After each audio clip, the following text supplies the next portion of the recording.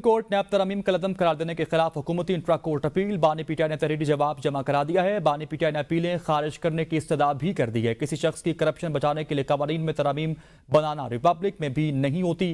बानी PTI corruption मईशत के लिए तबाहकुन और इसके मनफी असरात होते हैं। बानी पीटीआई मुझसे दौरान समाज जस्टिस अतर मिनुल्लाह ने कहा कि तरमीम का फ़ायदा आपको भी हो।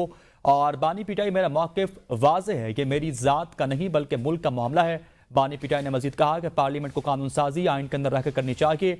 नैब अगर एहतियात इख्तियार का गलत रास्ता इस्तेमाल करता है तो तरमीम इसे रोकने की हद तक भी होनी चाहिए। बानी पीटीआई ने मजीद कहा कि इख्तियार के गलत इस्तेमाल की मिसाल मेरे खिलाफ नैब का तोशाखाना केस है। नैब ने मेरे खिलाफ केस बनाने के लिए 1 करोड़ 80 लाख के नेकलेस को 3 अरब 18 करोड़ का बना दिया है। मजीद तफसीलात जानते हैं अपने नुमाइंदे बेशारत राजा से। बेशारत, आगाह कीजिएगा इस केस से मुतालिक, मजीद का तफसीलात आपके पास। जी, ये नैब तरमीम करार देने के खिलाफ हुकूमती इंतरा कोर्ट अपीलों का मामला है और इस सिलसिले में बानी पीटीआई ने सुप्रीम कोर्ट में तहरीरी जवाब जमा करवा दिया है। बानी पीटीआई ने जवाब में अपीलें खारिज करने की इस्तदा कर दी है। किसी शख्स की करप्शन बचाने के लिए कवानीन में तरमीम बनाना रिपब्लिक में भी नहीं होती, रिपब्लिक में भी नहीं होती। उन्होंने ये भी कहा कि करप्शन माशियत के लिए तबाहकुन और उसके मनफी असरात होते हैं। मुझसे दौरान समाज जस्टिस अतर मिनुल्लाह ने कहा तरमीम का फायदा आपको भी होगा। मेरा मौक़िफ़ वाज़ेह है, ये मेरी ज़ात का नहीं मुल्क का मामला है। उन्होंने ये भी जवाब में लिखा कि पार्लियामेंट को कानून साजी आइन के अंदर रहकर करनी चाहिए। नैब अगर इख्तियार का गलत इस्तेमाल करता है तो तरमीम उसे रोकने की हद तक होनी चाहिए।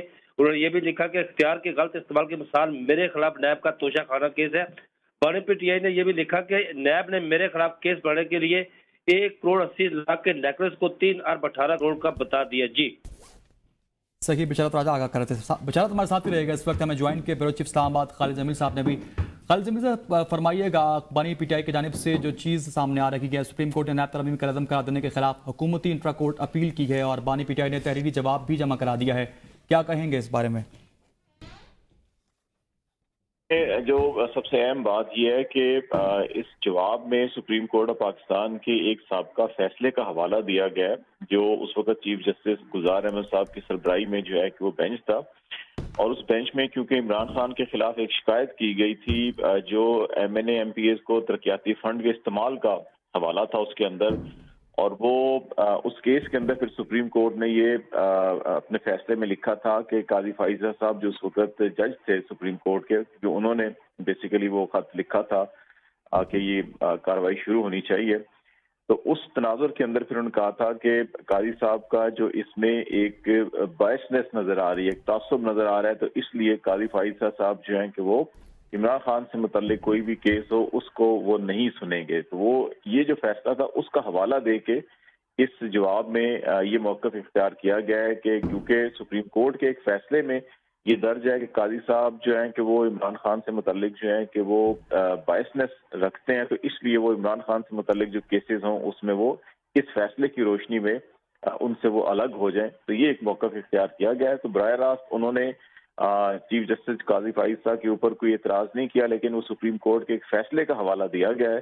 तो उस फैसले में ये दर्ज था, तो इसलिए सुप्रीम कोर्ट के इस फैसले का एहतराम किया जाए। और क्योंकि उसके अंदर ये कहा गया है कि इनका बायसनेस जो है वो नजर आ रही है नुमायां तौर के ऊपर, तो इसलिए वो अलग हो जाए।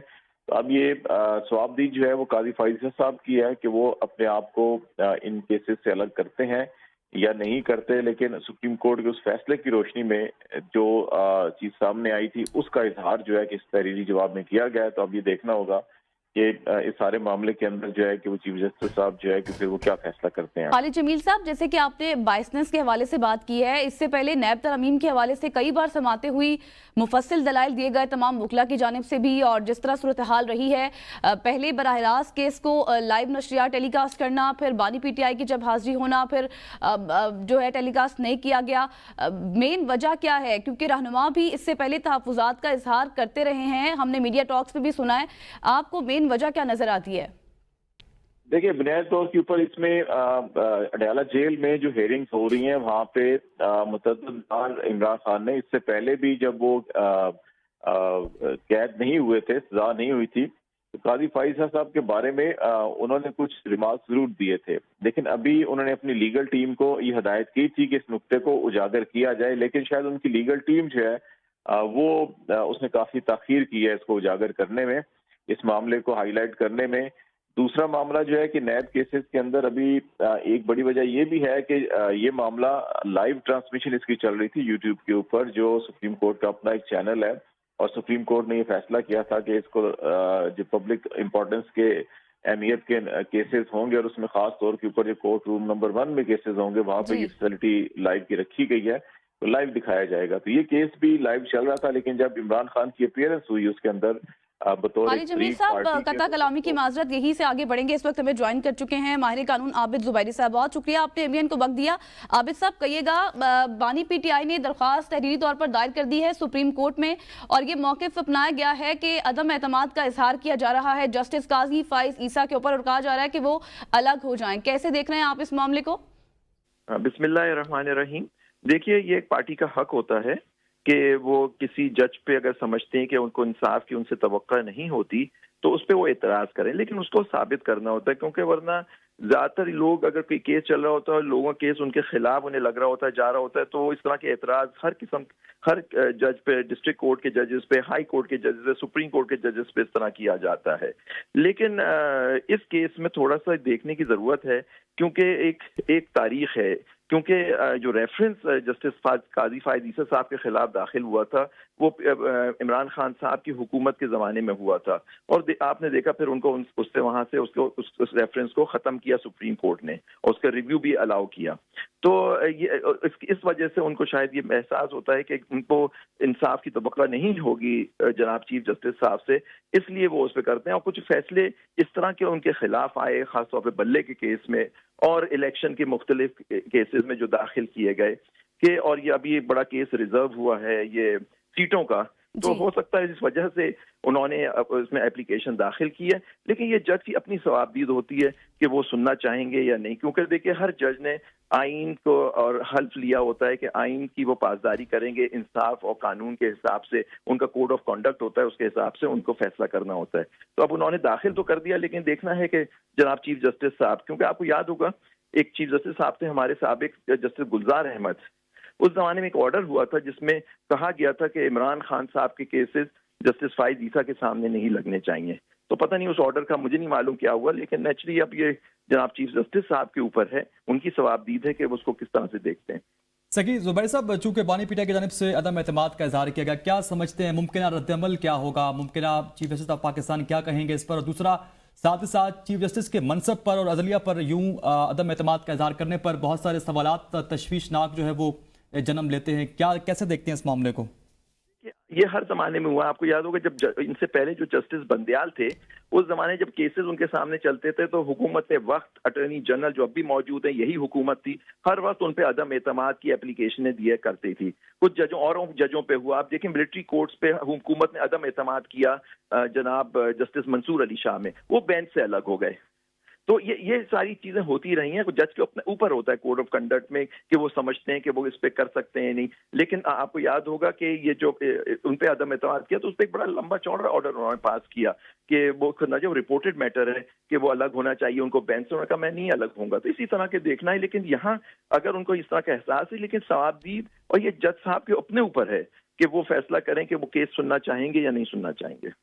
ٹھیک ہے عابد زبیری صاحب، اس سے پہلے آپ نے بات کی تھی سنی اتحاد کونسل کے حوالے سے جو ریزرو سیٹس کا معاملہ ہے، اس کے علاوہ 190 ملین پاؤنڈ کا کیس ہے، اور باقی سارے کیسز جو عدت نگاہ کیس ہے اس میں جس طرح الیکشن سے پہلے فیصلے آئے، اس کے بعد جس طرح ریلیف ملتا رہا، اور ابھی جو ریزرو سیٹ والا معاملہ ہے اس متعلق بھی ابھی ایک فضا میں یہ بھی باتیں چل رہی ہیں کہ شاید کوئی ایکسٹینشن کی بات بھی کی جا رہی ہے، یا پھر کوئی صورتحال اس طرف بھی جا سکتی ہے، اور عدم اعتماد کا اظہار کیا جا رہا ہے پی ٹی آئی کے تمام جو رہنما ہیں ان کی جانب سے بھی۔ تو آپ کو لگتا ہے کہ یہ اثر ڈال سکتا ہے ان کیسز پر بھی؟ دیکھیے ہاں بالکل ڈال سکتا ہے، بہت سمپل ریزن کہ دیکھیے کل آپ نے دیکھا کہ کورٹ نے ریزرو کر لیا، عموماً سپریم کورٹ میں اس طرح کے نوعیت کے کیسوں میں شارٹ آرڈر آ جاتا ہے، تو وہ نہیں آیا اس کیس میں، تو اور انہوں نے کہا کہ اس میں بعد میں ہم بتائیں گے۔ کیا اس کا مطلب کہ دیر میں بھی ڈویژن ان دا کورٹ کے کس طرح سے فیصلہ، کچھ ججز حق میں ہوں گے، کوئی خلاف ہوں گے، یہ نارمل چیزیں ہوتی ہیں عدالت میں کہ ہر جج کو ایگری نہیں کرنا ہوتا ایک دوسرے سے، ان کا اپنا ایک، کیونکہ ایوری بڈی، چیف جسٹس صاحب از فرسٹ امنگ ایکول، آل ججز آر ایکول، کیونکہ سب کے پاس ایک ہی پاور ہوتی ہے فیصلہ کرنے کی۔ تو یہ اس کا, لیکن یہ آپ نے القادر ٹرسٹ کا کہا, 190 ملین پاؤنڈز کے کیسز وغیرہ وہ تو وہاں چل رہے ہیں, اڈیالہ جیل میں ان کا ٹرائل ہو رہا ہے, نیب کا ہو رہا ہے, اس کو دیکھنا ہے, وہ الگ ایشوز ہیں. لیکن ان کے خلاف جتنے کیسز میں سمجھتا ہوں وہ پولیٹیکل نوعیت کے عمران خان کے خلاف, اور ان کو بڑھا چڑھا کے کیا. اب دیکھیے عدت کیس میں کل وہ کیس چل رہا ہے, ان کے سابق شوہر کی ایک پریس کانفرنس آتی ہے سب ڈیوٹس معاملے پہ, خود وہ اس میں وہ ہیں, انہوں نے ایک اپلیکیشن دی, وہ ریجیکٹ ہو جاتی کہ اس کیس کو ڈیلے کیا جائے. پہلے انہوں نے جو حرکتیں کی اس سے آپ نے دیکھا پچھلے جج نے فیصلہ اناؤنس کرنے سے منع کر, فیصلہ نہیں اناؤنس کیا پچھلے جج صاحب نے. تو اب یہ نئے جج صاحب پہ بھی انہوں نے کوشش کی اور پریس کانفرنس کی, اور ایک آدمی کی پریس کانفرنس ہر آپ کے چینلوں نے اس کو دکھائی. مطلب آپ دیکھیے کہ کس طرح سے کنٹرول ہو رہا ہے, وہ کہاں سے ان کو سپورٹ آ رہی ہے کہ آپ لوگ سب نے دکھانی پڑی ان کی وہ پریس کانفرنس. تو یہ ساری چیزیں سوچنے کا مقام ہے کہ یہ کس طرح سے ہو رہا ہے. اور عدت کے کیس میں ان کو لگ رہا تھا کہ شاید خلاف فیصلہ آئے, تو کل آپ دیکھیے ان کی وہ جو پری اریسٹ بیل تھی وہ بھی ریجیکٹ ہو گئی تاکہ ان کو باہر ہی نہ آ سکیں کسی طرح. میرا ویو ہے کہ ان کو باہر نہیں آنے دیا جائے گا. صحیح, اب دیکھنا ہوگا کہ معاملہ کس طرح ٹرن آؤٹ ہوتا ہے. بہت شکریہ. ہمارے قانون عابد زبیری صاحب ہمارے ساتھ موجود تھے, بیورو چیف اسلام آباد. خالد جمیل اور رپورٹر ہمارے ساتھ موجود تھے. بہت شکریہ آپ سب کا.